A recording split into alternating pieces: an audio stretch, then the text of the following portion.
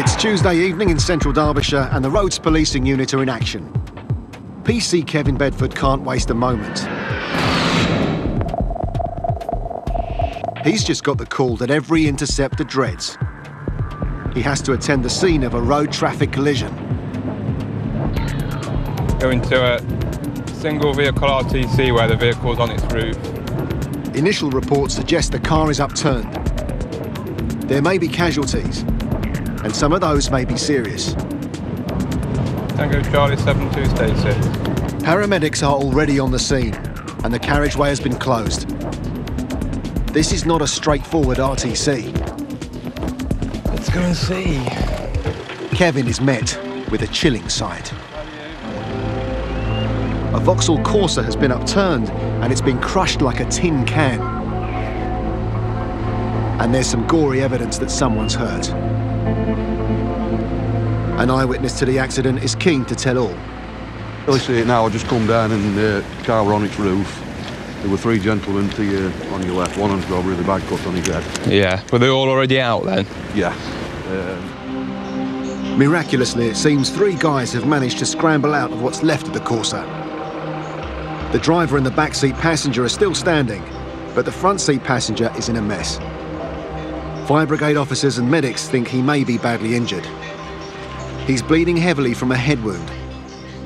Fellow interceptor Jim Payne has also arrived on site. I mean, he's had a good bump to the head, so it's always a concern when it's a head injury, and especially looking at the state of the car. Could it be potentially life-threatening? We need to know if we speak to my mate. I'll just have a quick word with it. It's just that he says his consciousness is lowering. Right. So depends how bad his head is. The medics are also worried that crawling out of the wreckage may have made any possible spinal injuries worse. He's inched onto a board. It's going to give you some oxygen, mate. Just breathe normally, yeah? Just make it feel a bit better, okay? Then carried to the waiting ambulance. The two passengers are taken to hospital, leaving Kevin and Jim to question the driver. As part of the Roads Policing Unit, their job is to establish the cause of non-fatal, serious accidents. Kevin discovers that the 21-year-old driver is no saint. He's driving without passing his test, and there's even a question over who owns the crashed Corsa. He's just bought the car, he says. So I don't know whether he's nicked it or whether they have actually bought it. But for now, he's not even sure. He's just bought it minutes ago, he says. Kevin has to establish if he's dealing with a drink driver as well. OK, at the moment you've failed. OK, that means you're under arrest for providing a positive sample and driving whilst under the influence. OK, you do not have to say anything, but it may harm your defence if you do not mention when questioned something. 1 in 6 deaths on the roads involve drivers who are over the limit. The crime is more frequently committed by young men under the age of 30. This one's off to the nick. Alcohol is often a factor in the accidents that the interceptors have to deal with. So it's going to be obviously inexperience plus alcohol, plus probably too fast on a wet bend equals car on roof. There are still a few loose ends to tie up before they can reopen the road. The chap in custody has said that another car has clipped it.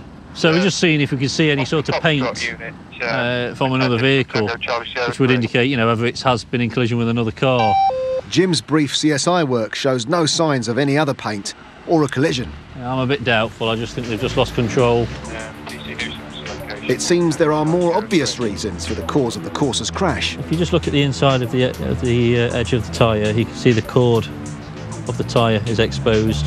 But there's not a great deal of tread, and obviously in these conditions, if you're an inexperienced driver that's been drinking, you've not got a great deal of chance. Jim has one final job.